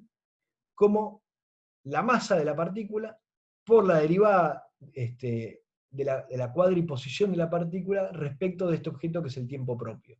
¿Tá?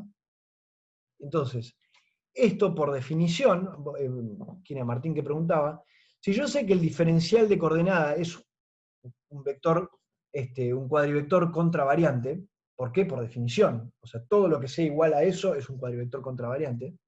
Y entonces tomo este diferencial respecto al diferencial de tiempo propio, pero el tiempo propio sé que es un invariante. Entonces, esto de acá va a ser un cuadrivector. ¿Estás de acuerdo, Martín? Cuadrivector contravariante. Lo estoy procesando. Ok. Y si lo multiplico por la masa también, porque la masa es una constante, estoy diciendo que es un numerito. ¿Tá? Entonces, de esta manera, por cómo lo definí, al haberlo definido proporcional al diferencial de coordenadas, y si quieren acá, cocientado con el diferencial de tiempo propio, pero el tiempo propio es invariante relativista, entonces este objeto de acá va a ser un cuadrivector contravariante. ¿tá? Porque lo único que lo diferencia con este de acá es una constante. ¿Sí? Pero, perdón, Sí. ahí no, o sea, vos no estás aplicando la derivada que es contravariante sobre el No, estoy derivando cuadrivector respecto a las posición, coordenadas. que es... Yo no estoy derivando respecto a las coordenadas, estoy derivando las coordenadas respecto de una cosa que es invariante, ¿ves? Ah, ahí va, No ok. estoy diciendo, tengo un campo que depende de t, x, y, z, y lo estoy derivando respecto de t, respecto de x. Eso sí, derivar respecto a las coordenadas. Acá estoy agarrando las coordenadas de una partícula masiva, diciendo, la derivo respecto de este objeto de acá, que definí que es el tiempo propio. ¿Está? Claro, perfecto, gracias. Entonces, lo que vos te podés imaginar, una manera de pensar esto es lo siguiente. Tu manera mental, la manera mental de cualquier persona normal, de imaginarse la trayectoria de una partícula, es pensar a la partícula que se mueve y que va dibujando una traza en el espacio. Esa sería la trayectoria de una partícula, ¿no? Entonces, típicamente, matemáticamente, uno suele pensar a la dinámica de una partícula y la suele interpretar diciendo, bueno, yo tengo tres coordenadas del espacio, x, y, z, y pienso al tiempo coordenado como una coordenada que me parametriza el punto de la trayectoria donde está mi partícula. ¿Estamos de acuerdo? Esa es la típica interpretación mental que uno tiene. ¿Sí? Yo les pido que abran su cabeza un poco y piensen. Ahora tengo un espacio de 4 dimensiones, no de 3, donde tengo un tiempo coordenado, posición coordenada, y, x coordenado y z coordenado. ¿Sí? Entonces, en ese espacio cuadridimensional tengo una trayectoria, ¿sí?, que traza la partícula cuando se mueve, y esa trayectoria yo la puedo parametrizar con algo, y una cosa que es útil usar para parametrizar esa trayectoria en el espacio-tiempo, que se la llama línea de mundo, es el tiempo propio. ¿Tá? Es una manera, uno podría parametrizarlo de otras maneras, pero quiero que lo piensen de esa forma. Yo estoy pensando que mis trayectorias ahora son un espacio cuadridimensional, y que en ese espacio cuadridimensional tengo un parámetro para decir en qué punto de la curva estoy, de la trayectoria que trazó una partícula, que la llamo línea de mundo, y ese parámetro que uso para decir en qué punto estoy, podría ser tranquilamente el tiempo propio, por ejemplo, y que por lo tanto el cuadrivector momento es un cuadrivector contravariante proporcional al vector tangente de esa línea de mundo, ¿tá? Porque es en definitiva la derivada de la posición de esa partícula respecto de este parámetro que estoy usando para describirla en la trayectoria que hace en el espacio-tiempo, a menos de una constante masa. Fíjense que esta definición de cuadrimomento no tendría sentido si la partícula fuera no masiva, porque esto me daría 0.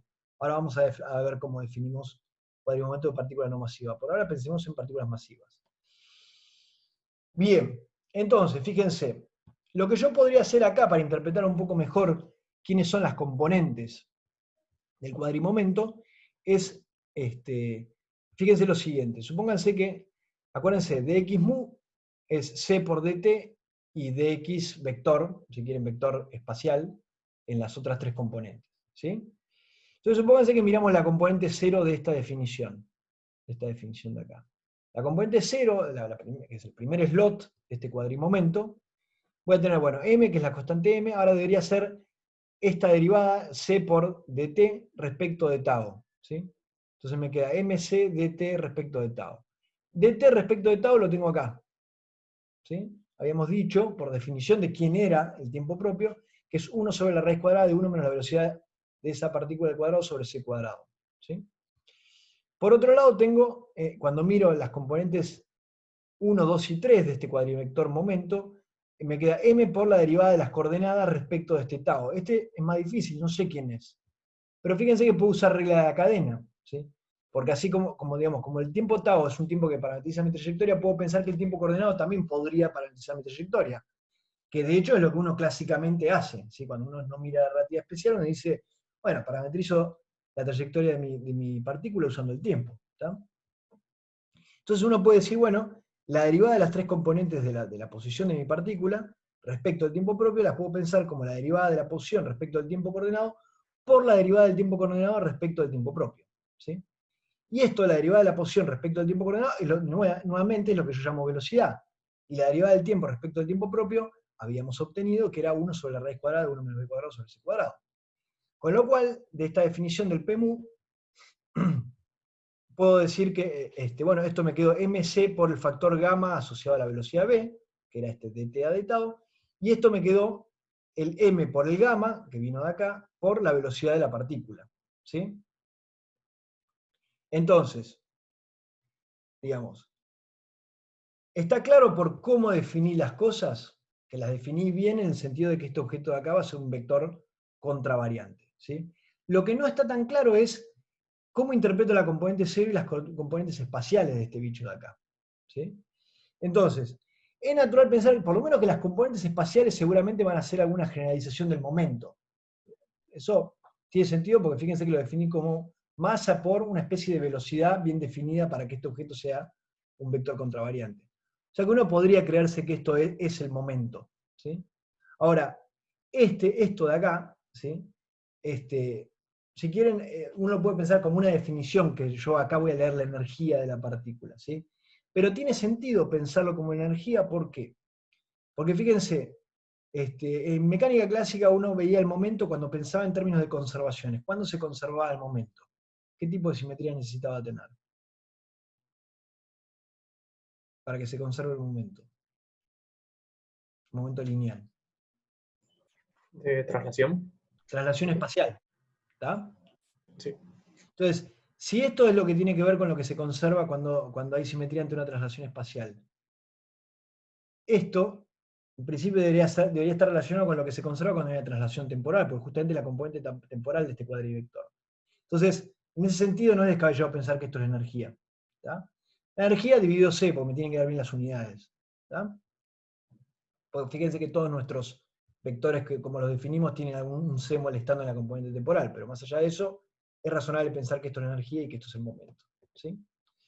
Ahora fíjense, habíamos dicho que uno podía construir un invariante relativista usando la métrica que sube y baja índices, la métrica que baja si quieren.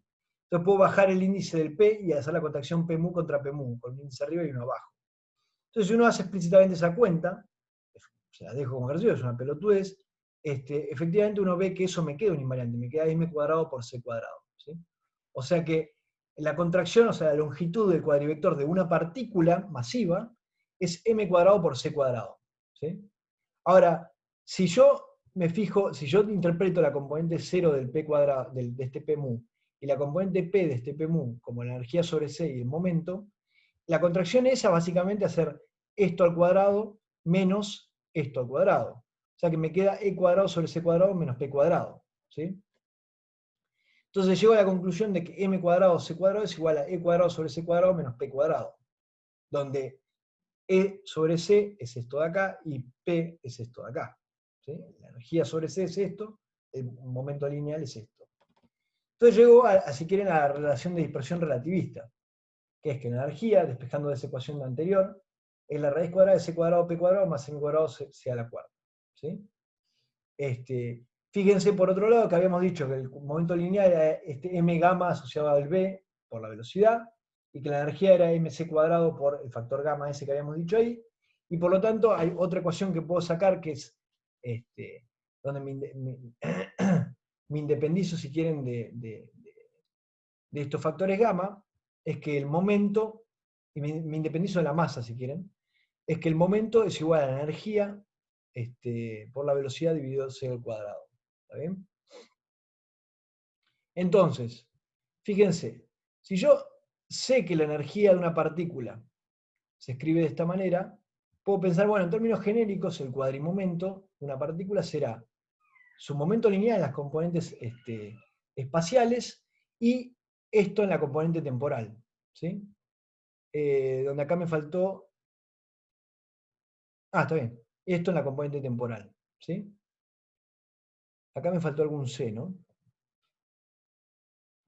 Acá debería ir E sobre C.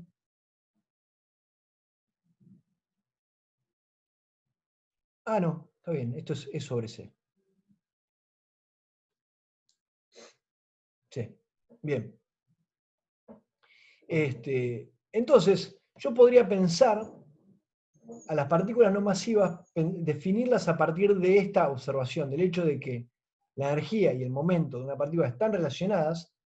En esencia, la energía de una partícula se puede escribir en términos del módulo del momento de esa partícula, Entonces pensar que para una partícula no masiva, en vez de definir las cosas como la había definido antes, puedo partir de acá, de esta ecuación, y decir, bueno, una partícula no masiva tiene un cuadrimomento dado por esta ecuación con m igual a 0.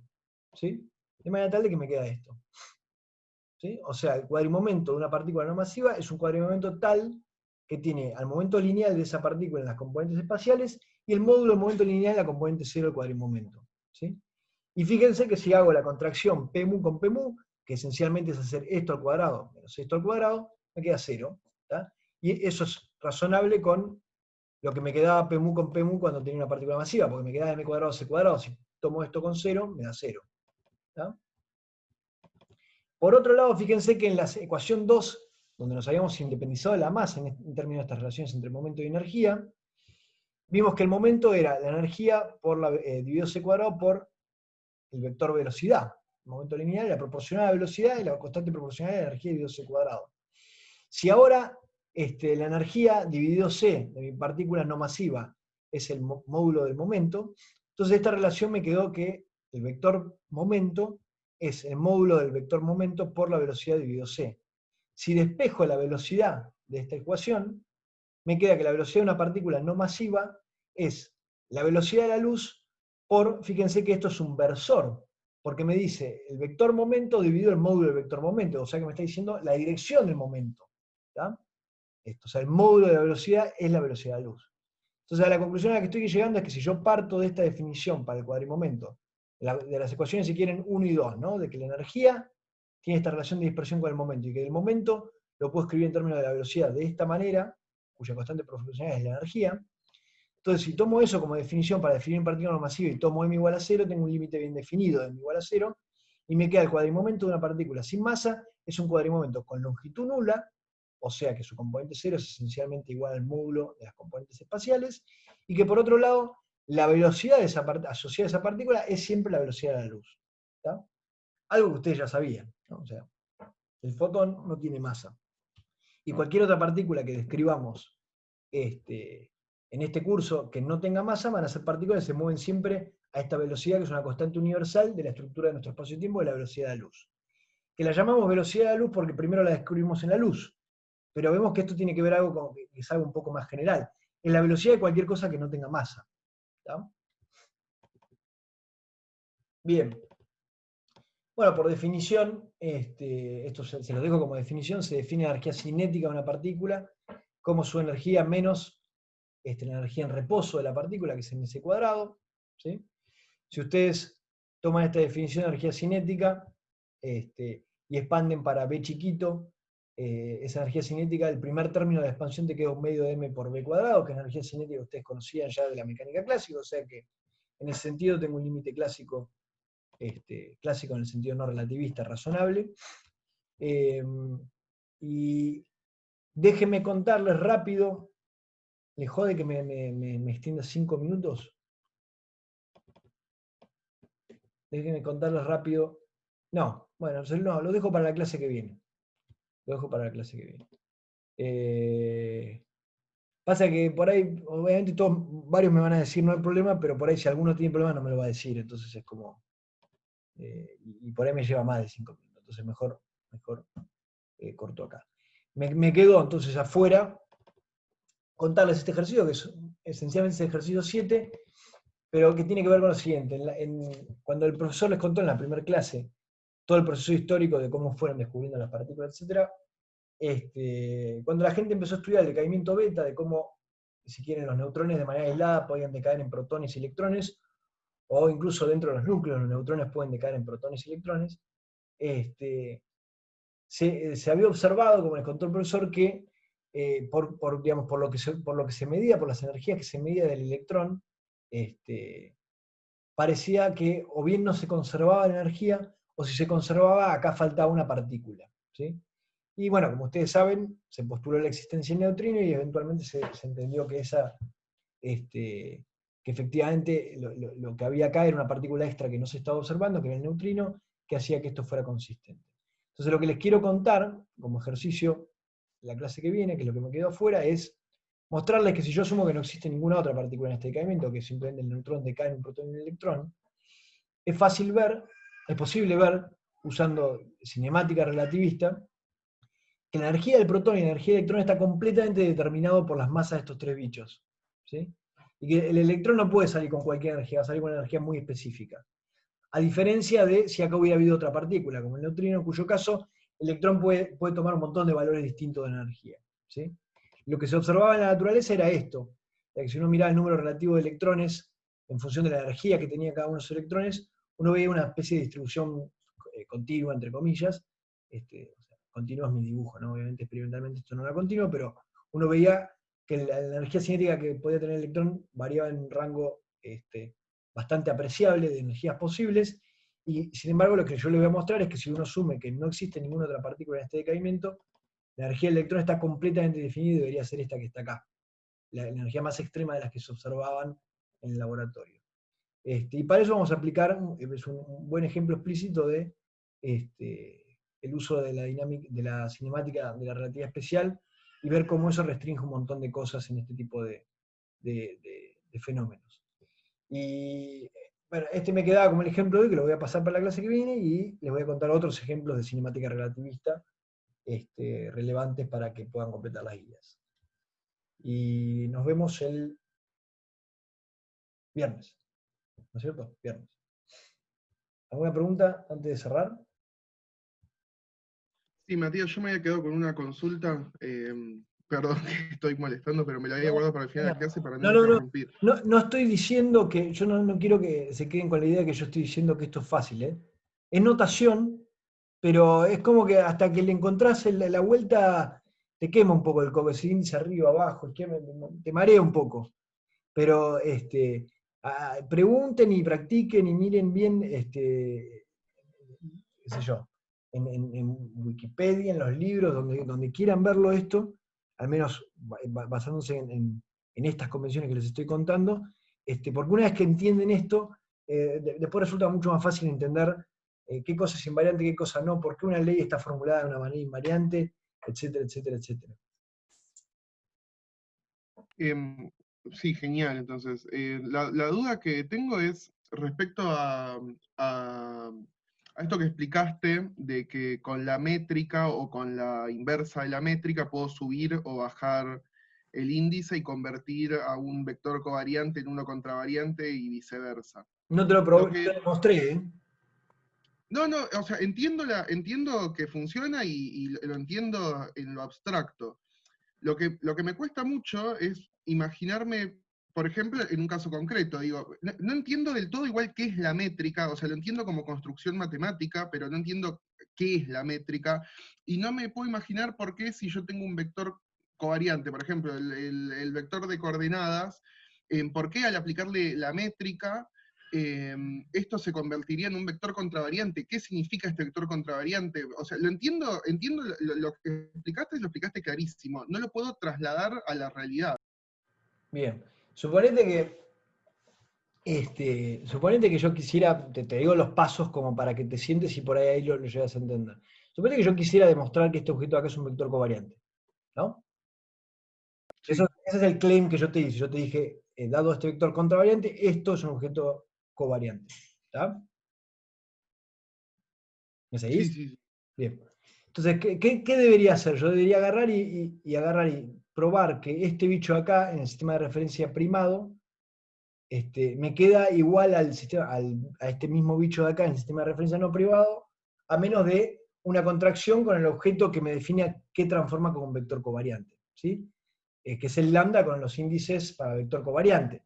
Es el lambda con índices sudoeste a noreste. Entonces ¿qué propiedades aparecen cuando yo primero debería agarrar este A', decir, bueno, eta mu nu con A' nu. A' nu yo sé cómo transforma, porque este tipo es un vector contravariante. ¿Está de acuerdo? Sí. Bien. Entonces después lo que debería usar, las dos cosas fundamentales que debería usar son, primero, esto de acá, que es lo que define lo que es una transformación de Lorentz, esto de acá, y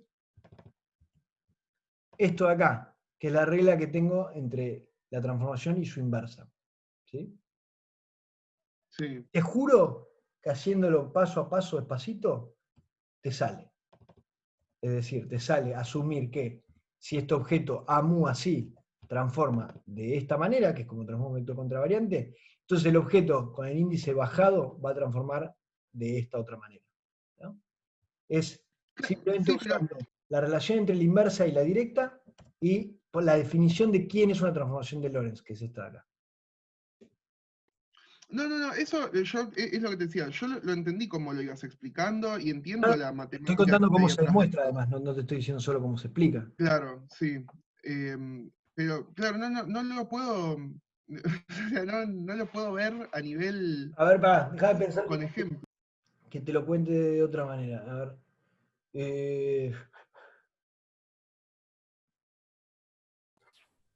Usa, hace ¿podrías hacer el ejemplo? Quizás le ayude un poco haciendo el ejemplo bien con el momento. Y bueno, el momento, por ejemplo. Habíamos dicho que el momento era un vector contravariante. ¿Sí? Sí, Bien.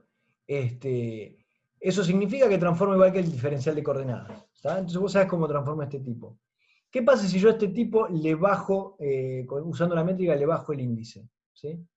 Entonces, la componente 0 me va a quedar igual, porque la métrica es 1 menos 1 menos 1, pero las componentes espaciales cambian de signo. ¿Está? ahí va, claro. Está Explícitamente, bien. si yo lo hago, me cambiaron de signo las componentes espaciales. Claro, claro. Es como, digamos, cambiar el sistema de referencia, si querés. Lo veo irse para otro lado. No exactamente. Pensalo como simplemente un artilugio matemático. Yo le bajé el índice y significa eso explícitamente, significa que la componente temporal me quedó igual, pero las tres componentes espaciales me cambiaron de signo. ¿Está? Sí, Entonces, sí. suponete que ahora yo quiero hacer un boost. ¿Sí? Entonces, como ese objeto yo le bajé el índice, ese objeto ahora es un vector covariante. ¿Sí? Entonces, si yo hago un boost, lo que te estoy diciendo es, bueno, como es un objeto covariante, debería ser la inversa del boost. ¿Sí? Es más, suponete explícitamente, ¿qué boost quiero hacer? Quiero hacer esto, multiplicarlo por esta matriz de acá, ese objeto, que es el boost en X. ¿Está? Entonces yo te estoy diciendo, no, tenés que multiplicar por la inversa del boost en X. ¿Sí? ¿Cuál es la inversa de este boost? ¿Te sale pensarlo rápido? No, Cambia B por menos B, ¿no? Porque es un... claro. ¿Sí? Entonces, básicamente, la inversa de este boost es este mismo boost, pero con más y más acá, en vez de menos y menos. ¿Está? Entonces, te invito a que vos cheques explícitamente que si yo necesito transformar mi cuadrimomento, pero que es mi cuadrimomento igual al original, solo que la componente temporal está igual y las espaciales tienen un signo menos. Entonces, la transformación matricial por la que tengo que multiplicarlo para pasar a un nuevo sistema de referencia, si el objeto original que tenía la energía y el momento era con este boost, el nuevo que tiene la energía y menos el momento es con el boost inverso. ¿Está? Solo, Claro, sí. Ahora ya está, no sé, infinito más claro que lo tenía hace 5 minutos. Igual me voy a sentar a hacer la cuenta para terminar de convencerme, pero claro, ahí tiene muchísimo más sentido. fíjate que qué sé yo, cuando calculamos el invariante del PMU, que era con un índice arriba y un abajo, y habíamos dicho que esto tenía ese invariante, me quedó algo invariante, o sea, es bastante convincente. Me quedó la masa. Es la única constante que tenía acá asociada a la partícula.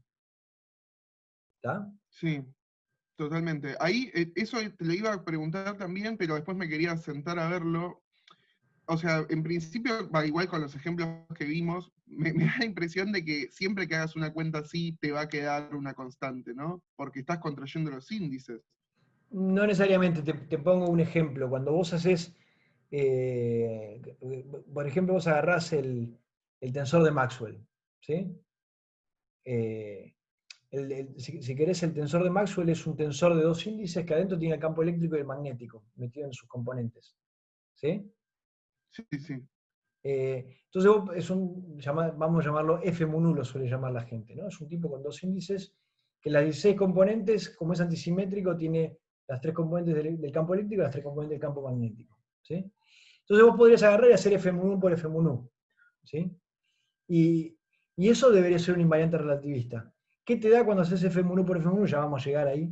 Te da el módulo al cuadrado del campo eléctrico menos el módulo al cuadrado del campo magnético. ¿Y eso a vos te parece una constante? No. Claro. Pero es Claro, un invariante claro. relativista. Vos haces una transformación de Lorentz y E cuadrado menos B cuadrado siempre igual. ¿Tá? O sea que, está bien, en este caso dio un invariante relativista bastante obvio, que es la masa. Lo llamo la masa relativista, es una constante. Hay otros casos donde te da una información bastante potente. Te dice, bueno, E cuadrado menos B cuadrado no cambia en ningún sistema de referencia. Ah, mirá vos. Es una propiedad curiosa. Sí, sí, sí, sí.